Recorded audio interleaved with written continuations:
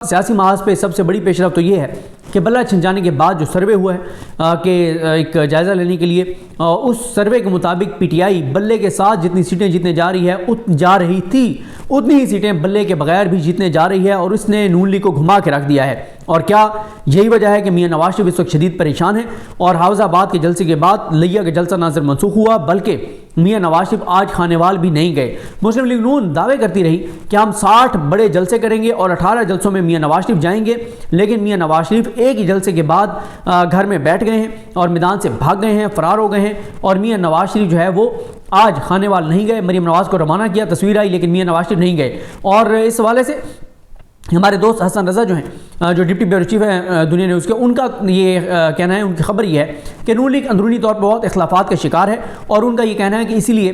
شہباز شریف جنہوں نے حافظ آباد جانا تھا وہ حافظ آباد نہیں گئے، حمزہ شہباز بھی اپنے حلقے سے نہیں نکل رہے، اور چیزیں بہت زیادہ اندرونی خانہ خراب ہیں نون لیگ کی۔ اور ساتھ نون لیگ کے لیے ایک نہیں کئی چیلنجز ہیں۔ عوام کا ایک چیلنج ہے، عوام میں یہ جانے کے قابل نہیں ہے، عوام کو منہ دکھانے کے قابل نہیں ہے۔ ان کے جلسوں میں جو پیڈ لوگ آتے ہیں جن کو پیسے دے کے لایا جاتا ہے، وہ باہر نکل کے کہتے ہیں ووٹ تو ہم عمران خان کو دیں گے، نہ اس طرح سے پبلک پول ہو رہی ہے۔ پھر ایک اور چیز بہت دیکھنے والی ہوتی ہے کہ لوگوں کے اندر جوش و خروش کیسا ہے، وہ بھی نہیں ہے۔ اور دوسری طرف وہ تحریک انصاف جن کی میڈیا پہ تو کوئی خبر نہیں آتی، لیکن پورا سوشل میڈیا بھرا پڑا ہے، پورے پاکستان کی ٹرو پکچر، اصل چہرہ پورے پاکستان کی گراؤنڈ ریالٹی کا وہ تحریک انصاف کی کمپین کے حوالے سے وہ سوشل میڈیا پر نظر آ رہا ہے، اور نون لیگ کے ساتھ جو کچھ ہو رہا ہے وہ بھی چیزیں سوشل میڈیا پر آ رہی ہیں، اور اس لیے جو ہے وہ نون لیگ کافی پریشان نظر آتی ہے۔ نون لیگ کے لیے جو ہے وہ بہت اس وقت پریشانی کا ایک صورتحال ہے۔ آپ یہ دیکھیں کہ حبیب اکرم صاحب یا باقی عدنان حیدر صاحب یا ہمارے جو دوست گراؤنڈ پہ گئے ہیں، حسنین صاحب جو ہیں نیا پاکستان والے، وہ گئے ہیں، اور جتنے بھی لوگ گئے ہیں، حسنین رفیق اور اس میں جتنے بھی لوگ گئے ہیں پبلک میں، جو اینکرز گئے ہیں، جو سوشل میڈیا کے لوگ گئے ہیں، اس میں اگر آپ ایک چیز نوٹ کریں کہ کسی نے بھی جا کے یہ نہیں کہا کہ فلاں امیدوار اور فلاں امیدوار نہیں، وہ کہتے تھے نون لیگ کا فلاں امیدوار اور پی ٹی آئی کا صرف پی ٹی آئی، وہ کہتے تھے پی ٹی آئی۔ یعنی لوگوں کے لیے نہ تو اس وقت جو ہے وہ میٹر کرتے ہیں کہ امیدوار کون ہے، نہ ہی لوگوں کے لیے یہ میٹر کرتا ہے کہ نشان کیا ہے، اور اس لیے جو ہے وہ یہ میٹر نہیں کر رہے دونوں چیزیں، اور لوگ کہہ رہے ہیں کہ جو عمران خان کا نمائندہ ہوگا اس کو ہم ووٹ دیں گے۔ اور یہی شاید وجہ ہے کہ نواز شریف صاحب جو ہیں حافظ آباد کے بعد اب نواز شریف صاحب جو ہیں وہ لیا بھی نہیں جا رہے، اور آج بھی وہ گھر سے نہیں نکلے، اور کافی پریشانی ہے۔ نون لیگ کو یہ بات سمجھ آ رہی ہے کہ حالات بہت ہی زیادہ ٹف ہیں ان کے لیے، کیونکہ نون لیگ کے اندر کچھ لوگ یہ بھی کہتے ہیں کہ ٹھیک ہے یہ پریشانی میں ضرور ہے، لیکن وہ یہ کہتے ہیں کہ الیکشن کمیشن اس دن الیکشن وہی اناؤنس کرے گا جو اس کے پاس ایک لسٹ بنی ہوئی ہوگی کہ اس جماعت کتنی سیٹیں، اس جماعت کتنی سیٹیں، اس جماعت کتنی سیٹیں، اور ان کا یہ کہنا ہے کہ بعد میں رولا ڈالتی رہے تحریک انصاف جائے ٹریبیونلز میں تو یہی جج ہوں گے نا، علی باقر نجفی صاحب، اور یہی جج ہوں گے، جائیں ٹریبیونلز میں 2 سال ٹریبیونلز میں، ٹریبیونلز سے تو شاید جلدی وہ تو ٹائم باؤنڈ ہے، فیصلہ آ جائے، اس کے بعد پھر ہائی کورٹس میں پڑے رہے کیسز، اور اگر ہائی کورٹ ہم بہت زیادہ بات کریں کہ تحریک انصاف کے حق میں بھی کوئی فیصلہ آ جاتا ہے تو اوپر پھر قاضی فائز صاحب کے پاس آنے، تو اس لیے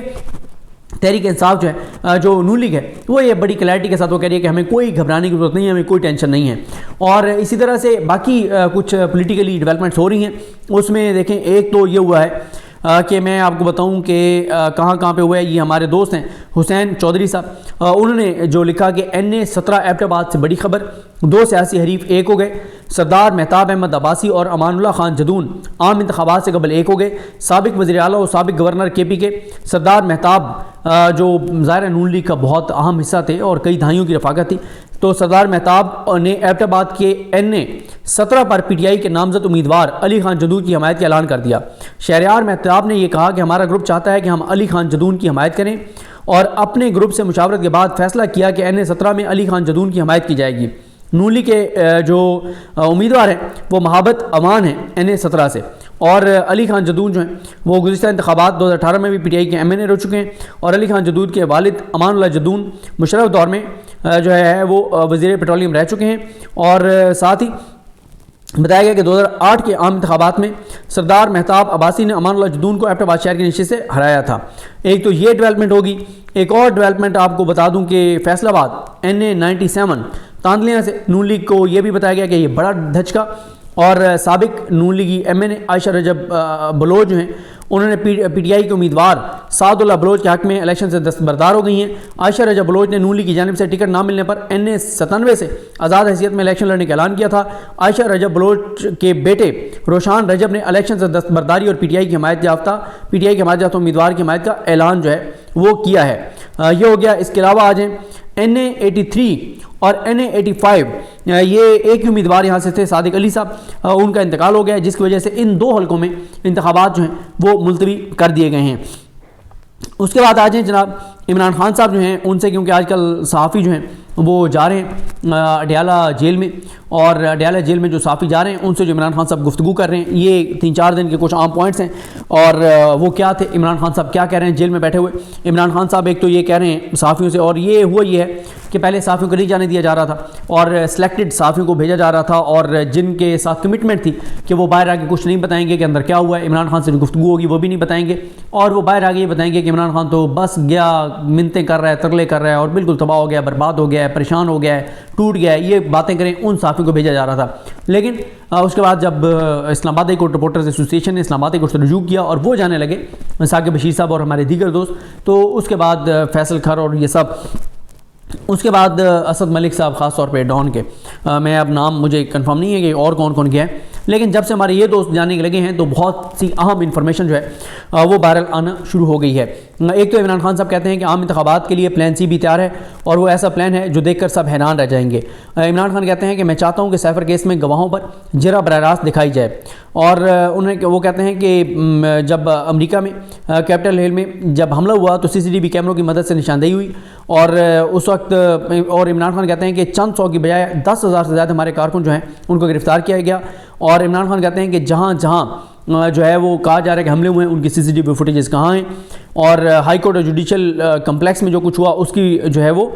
فوٹیج کہاں ہیں۔ اور عمران خان کہتے ہیں کہ شیر افضل مروت صاحب کے حوالے سے کہ شیر افضل مروت فرنٹ لائن پر کھیلنے والا ہے، شیر افضل مروت جذباتی ہے، کراچی سے شروع کرتا ہے، لاہور جانا ہوتا ہے اور کوئٹہ پہنچ جاتا ہے، ہمیں پھر شیر افضل مروت کے بیانات کی وضاحت کرنا پڑتی ہے۔ Election commission, NAB, police, FIA سب ملے ہوئے ہیں، اب سپریم کورٹ سے بھی ہمیں کوئی امید نہیں رہی۔ وہ کہتے ہیں کہ 2018 میں جنرل باجوہ شہباز شریف کا دوست تھا، میں نے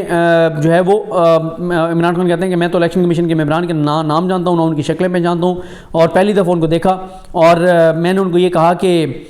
میں نے تو ان کو یہ کہا تھا کہ جسٹس اطہر منالہ کے فیصلے کا حوالے دیا تھا جس میں انہوں نے کہا تھا کہ الیکشن جنہوں نے نہیں کروایا ان پہ آرٹیکل 6 لگنا چاہیے۔ وہ کہتے ہیں کہ میں نے الیکشن کمیشن ممبران کو کوئی دھمکی نہیں دی، اور